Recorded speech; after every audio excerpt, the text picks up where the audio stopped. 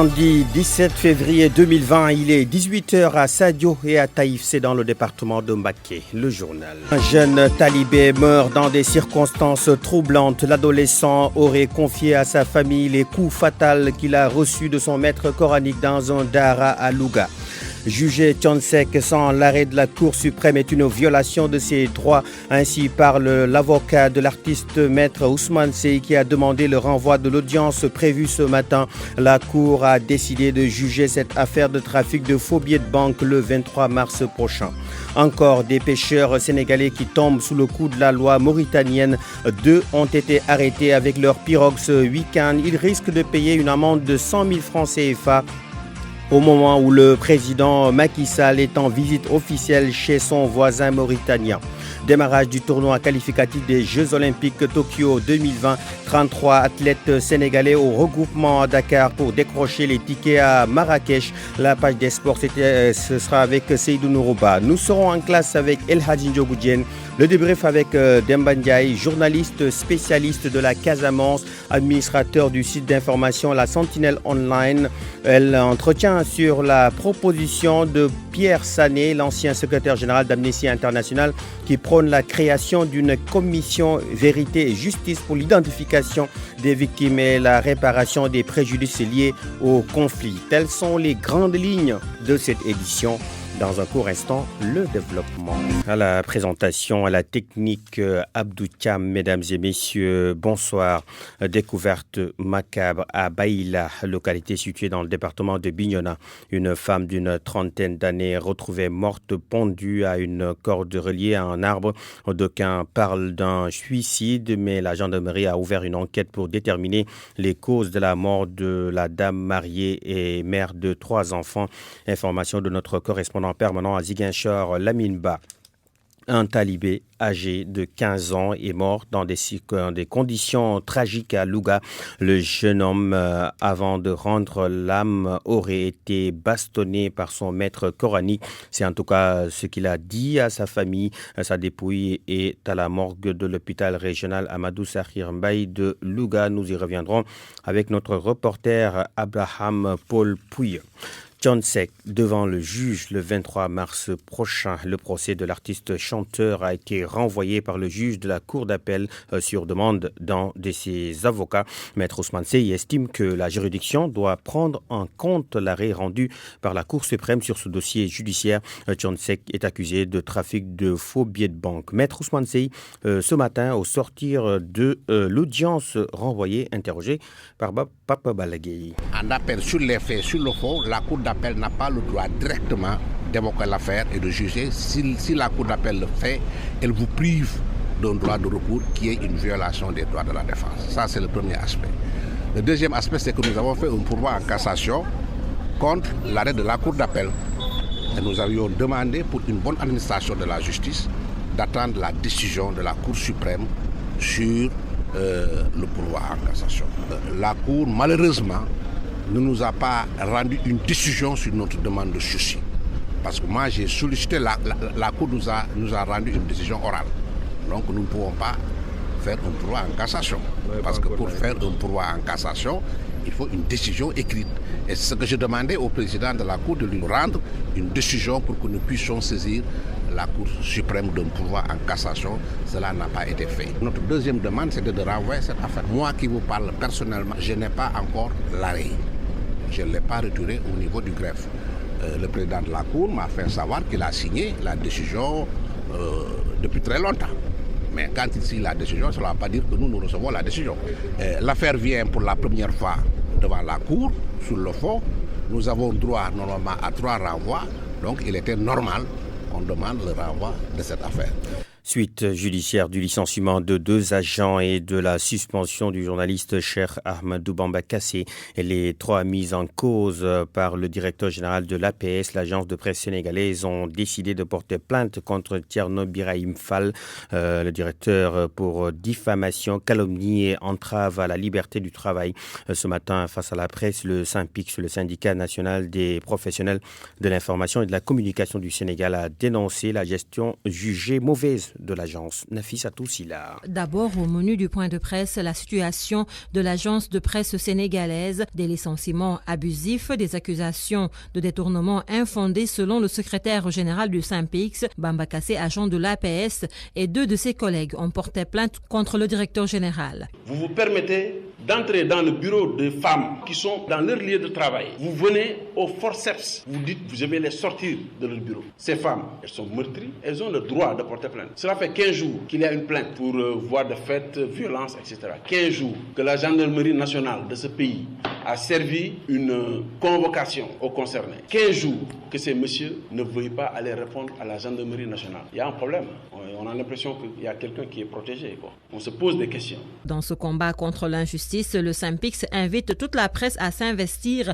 Ainsi, une motion de soutien a été lancée par le bureau exécutif national, Mahalin Jack Ndoye. Tout n'est qu'une entreprise satanique orchestrée par le directeur lui-même et son conseil juridique. Ayant à maintes fois vu le camarade Bamba Kassé à l'œuvre pour défendre les intérêts des travailleurs de l'APS, le BEN, dans son ensemble, témoigne à Bamba Kassé son soutien permanent et sans faille. Autre motif de ce point de presse, les lenteurs constatées pour l'application du code de la presse qui, selon le SYNPICS, pourrait alléger la situation des journalistes mais aussi l'installation imminente de l'ARCA en lieu et place du CNRA. Nous parlons de le président Macky Sall qui effectue une visite officielle en Mauritanie. C'est aujourd'hui et demain mardi, une visite qui intervient au lendemain de nouvelles arrestations de pêcheurs sénégalais pour violation des eaux territoriales mauritaniennes. Les 4 pêcheurs ont été interpellés par les gardes-côtes mauritaniens ce week-end et devaient être déférés au parquet de Rosso, Mauritanie. Ils encourent une amende de 60 000 ouguiyas, environ 100 000 francs CFA. Leurs 2 pirogues ont été arraisonnées et saisies. Cet avis de vent fort et de houle dangereuse émis ce matin par l'ANACIM, l'Agence nationale de l'aviation civile et de la météorologie. Le phénomène va toucher la Petite Côte, Dakar et la Grande Côte ce lundi 17 février à 18h et demain mardi 18 février à 12h. L'ANACIM appelle à une grande vigilance car les intempéries pourraient occasionner des accidents en mer. Nous parlons, il est 18h, oui, passé de 8 minutes. Vous suivez le journal sur RFM. Clin d'œil à nos auditeurs de Medina Yorofoula. À la technique, Abdou Cham, mesdames et messieurs, merci de votre fidélité. Des tonnes, il s'agit de 6 tonnes exactement de produits impropres à la consommation et des médicaments contrefaits qui ont été saisis par le service d'hygiène de Tivaouane. Le chef de la brigade régionale de Thiès et les autorités religieuses se réjouissent de cette opération, cher Anta Diop. La sous-brigade d'hygiène de Tivaouane est en croisade contre les commerçants véreux. Des agents du service d'hygiène ont fait le tour des différents marchés de la cité religieuse pour opérer des saisies importantes de produits alimentaires impropres à la consommation et des médicaments contrefaits. Capitaine Idriss Ndiaye, le chef de la brigade régionale de l'hygiène de Thiès, est venu s'enquérir de la situation. C'est une façon aussi de les féliciter par rapport à la quantité de denrées alimentaires qu'ils ont retirées de la vente. C'est à peu près 6 tonnes pour une valeur de près de 3 millions de francs CFA. Donc vous avez vu que la composition de ces denrées alimentaires sont assez diverses. C'est des boissons, c'est des sucreries, c'est de l'huile. Il y a toute une gamme de produits, même des médicaments dilets qui ont été saisis par cette sous-brigade. Une campagne est ainsi lancée à Tivaouane dans le cadre du programme Zéro Déchet, mais surtout inculquer aux populations de Tivaouane des notions de prévention. Et surtout le concept de zéro déchet. Cette visite aussi me permet en réalité d'inciter cette brigade à apporter leur contribution par rapport à ces 2 notions. Donc, mais aussi on vulgarise ce qu'on appelle les précautions contact. Donc c'est très simple, c'est le fait de se laver les mains à l'eau et au savon, à ce que le Sénégal reste toujours indemne de cette maladie. Pour le chef de la brigade régionale de l'hygiène de Thiès, tous ces aspects sont contenus au niveau du code de l'hygiène. RFM Thiès, Cheikh Ante Diop. Lancement du plan directeur d'urbanisme ce matin, selon Abdou Karim Fofana, c'est une mise à jour pour revoir le plan d'occupation des sols. Plus de 30 experts sont à pied d'œuvre pour le démarrage des travaux. Le ministre de l'Urbanisme, du Logement et de l'Hygiène publique précise que ce plan est important car il faut laisser de la place à la ville et à la nature. Il est au micro de Salimata Aou. La région de Dakar, comme vous le savez, a eu son premier plan en 1946. Ce plan a été revu dans les années 60, le célèbre plan Ecochar, et a connu des mises à jour. Et aujourd'hui, c'est une mise à jour, une grande mise à jour pour revoir le plan d'occupation des sols, mais l'organisation aussi de la vie urbaine sur toute la région de Dakar et ses environs. Vous le savez, Dakar a beaucoup évolué avec une densité de la population qui s'augmente de jour en jour.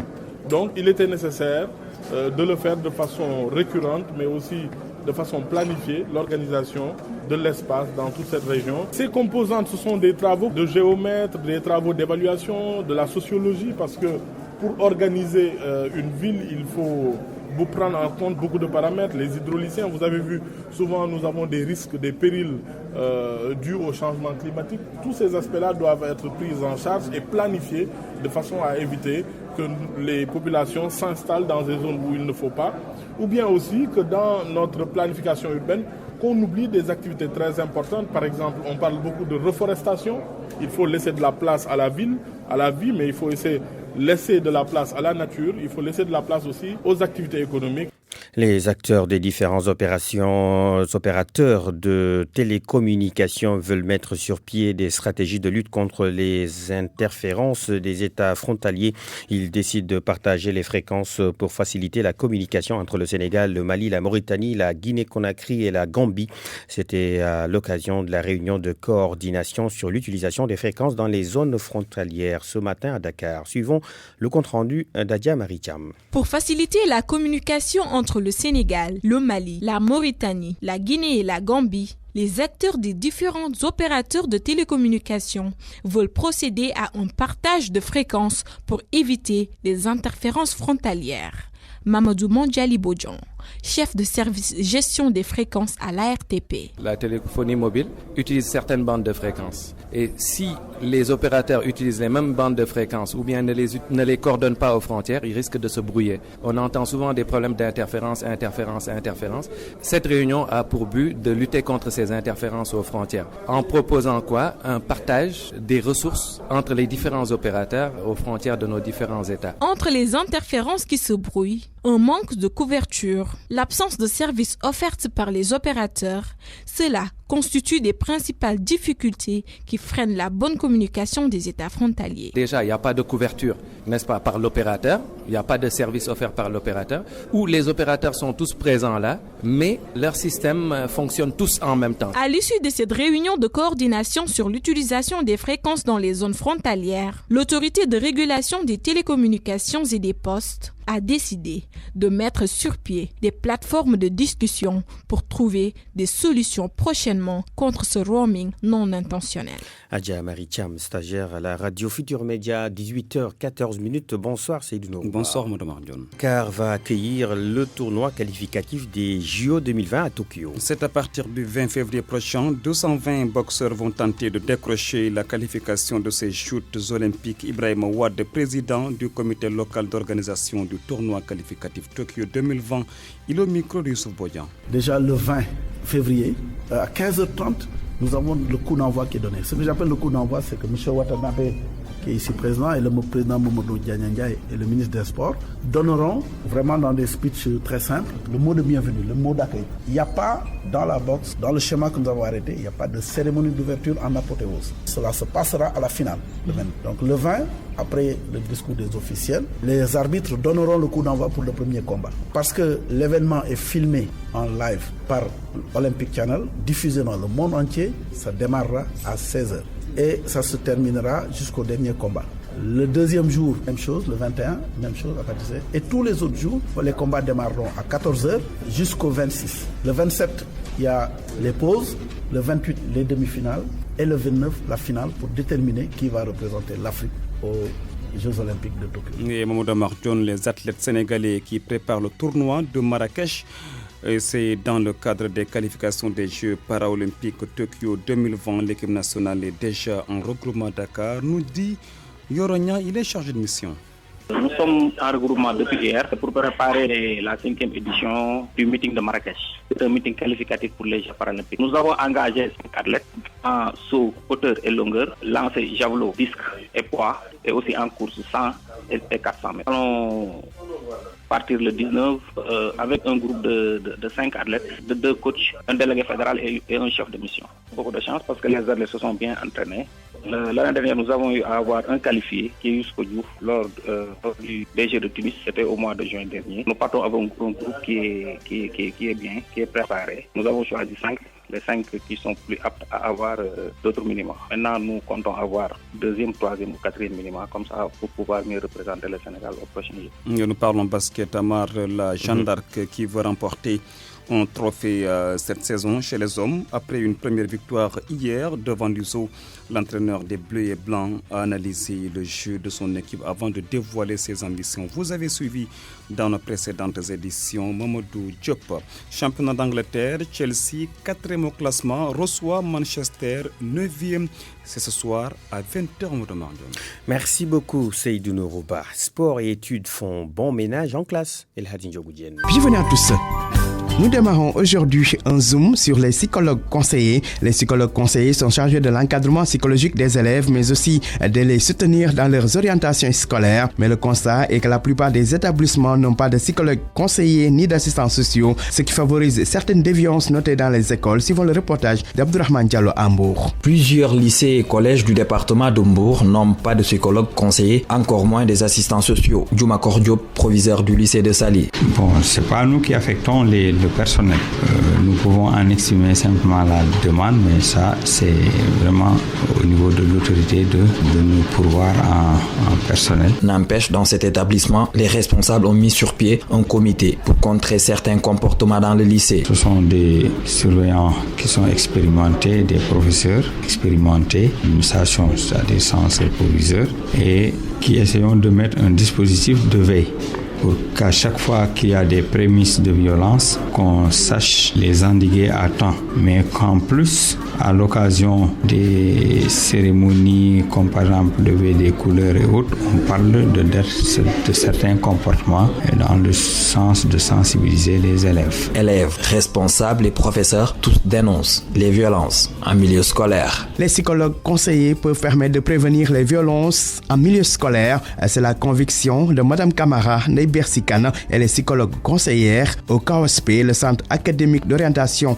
scolaire et professionnelle de Pikine. De temps en temps aussi, il nous arrive qu'on nous envoie ou bien qu'on nous réfère des élèves en situation de difficulté au niveau des établissements. Donc nous-mêmes, au niveau de Pikine-Guédiawaye, nous avons initié ce qu'on appelle des observatoires à la vulnérabilité de la déperdition scolaire de l'élève. En ce moment, nous avons installé ces observatoires-là dans quelques établissements de l'élémentaire au niveau de l'académie et nous comptons vraiment agrandir ce champ-là et installer ces observatoires au niveau du moyen et du secondaire. Parce qu'à travers ces OVDS, il y a plusieurs acteurs qui interviennent, les psychologues conseillers, les assistants sociaux, le personnel de santé, les enseignants qui sont dans l'établissement, l'élève aussi, parce que les élèves aussi sont représentés dans ces observatoires-là, et aussi toute personne ressource qui est dans la communauté et qui peut aider peut-être à mieux aider l'élève qui est en situation de déperdition scolaire. Parce que la déperdition scolaire aussi peut être source de violence. Et puis, dans la rubrique découverte, nous vous présentons le CM Khar Ndofène Diouf de Fatick. Ce collège est aujourd'hui confronté à beaucoup de difficultés, nous dit Aminata Goudiaby. Le collège d'enseignement moyen Khar Ndofène Diouf se situe précisément au quartier Darussalam de Fatick. L'école construite il y a maintenant plus d'une quarantaine d'années est aujourd'hui vétuste. Presque toutes les salles de classe menacent ruine, ce qui désormais met élèves et professeurs dans une insécurité totale. Nous avons des locaux qui ont abrité le site du lycée Coumba Ndoffène Diouf et qui n'ont jamais bénéficié d'un cours de réhabilitation. Et les planchers des salles de classe sont très crevassés et ça pose des problèmes de commodité mais aussi des problèmes de sécurité. Les plafonds sont tous presque affaissés, troués. Par endroits, des plafonds peuvent s'affaisser. Il n'y a pratiquement plus de fenêtres et de vitres dans les salles de classe, sans compter également l'absence de portes. L'autre danger auquel les usagers de l'établissement scolaire sont confrontés, un réseau électrique défectueux. il y a régulièrement des courts-circuits. Il y a eu des interventions de différents techniciens qui ont complètement désorganisé le circuit électrique, au point que des fois nous pouvons rester 2 jours sans électricité. Les courts-circuits sont fréquents. Une réhabilitation s'impose, au cas contraire, le pire pourrait se produire. Et pourtant, le collège d'enseignement moyen Khar Ndofène Diouf fait partie des écoles d'excellence de l'académie de Fatick. Au-delà du cri de cœur, nous lançons un appel pour que tout le monde vienne au secours du CM Khar Ndofène. Un CM qui a vu cette année même le meilleur élève des classes de 3e sortir de notre établissement, en l'occurrence une élève qui a été classée première au lycée d'excellence de Diourbel. Ce collège d'enseignement moyen compte 21 groupes pédagogiques avec une quarantaine de professeurs et cette année, l'effectif des élèves est estimé à plus de 1200. Merci à Aminata Goudjabi et à Abdourahmane Diallo. Ainsi se referme en classe. Rendez-vous la semaine prochaine. Merci beaucoup El Hadj Ndiogou Diène, 18h21. Le débrief maintenant. Nous sommes en ligne avec Demba Ndiaye. Bonsoir. Bonsoir. Vous êtes journaliste spécialiste de la Casamance, administrateur du site d'information la Sentinelle.online, l'ancien secrétaire général de l'ONG Amnesty International, Pierre Sané, qui demande l'instauration d'une commission vérité et justice. En Casamance, il dit que c'est pour situer les responsabilités avec des victimes et des familles qui ont subi des préjudices qui doivent être réparés. Êtes-vous d'accord avec lui? Écoutez, je viens de lire ce qu'a dit M. Sané dans un journal de La Place. Disons un extrait. Vous savez, moi je me méfie toujours des trucs de mode ou de copies-collées. C'est pas parce qu'il y a eu ce genre de commission en Afrique du Sud après la libération de Mandela qu'au Sénégal, par rapport au conflit casamançais, qu'on dit qu'il faut qu'il y ait une commission vérité et justice. Pourquoi? L'apartheid, c'est quand même pas, disons, le conflit casamançais. Le conflit casamançais fait partie de ces conflits de basse intensité qui ont lieu dans toutes les parties du monde, que ce soit notamment en Amérique latine, les FARC, les Sentiers lumineux, etc., etc. C'est pas comme un système politique, économique et juridique comme l'apartheid, qui a privé tous les droits à une partie des populations pendant plus de 2 siècles et qui s'est transformé en un système, ce qui n'a rien à voir avec ce qui passe en Donc comparaison n'est pas raison. La situation en Casamance n'impose pas la création d'une telle commission. Je ne crois pas. Bon, on peut le faire, mais je crois que c'est pas ça le problème. Le problème, c'est ce que dit ce matin Robert Sagna. Oui, justement, oui. Voilà, disons. Coordonnateur du GRPC et voilà, le groupe de réflexion pour la paix en Casamance. La guerre est finie, mais la paix n'est pas là. Très bien, je crois que c'est ça le problème. Et quand il dit, il faut voir les raisons pour lesquelles il y a eu cette guerre. Alors, si on veut la paix, effectivement, il faut discuter des raisons pour lesquelles il y a eu cette guerre. Il y a eu un certain nombre, une confluence, disons, de raisons, l'accaparement des terres, des paysans casamançais, une sorte d'envahissement de population suite au début, disons, de la sécheresse dans le nord, le Fouta, etc. Les populations sont déplacées, sont parties vers la Casamance, ont presque envahi la Casamance et donc ont occupé des terres qui appartenaient aux Casamancés de souche, etc., etc. Les politiciens ont surfait toutes ces questions-là et les ont validées, plus maintenant, et ça, c'est accompagné de remises en cause culturelles et tout ça. Et a conduit justement à une revendication, l'indépendance. Si aujourd'hui on dit commission vérité et réconciliation et justice en Casamance, oui. On discute sur quoi? Robert Sagna dit il y en a qui sont partis dans le maquis depuis 37 ans pour réclamer l'indépendance.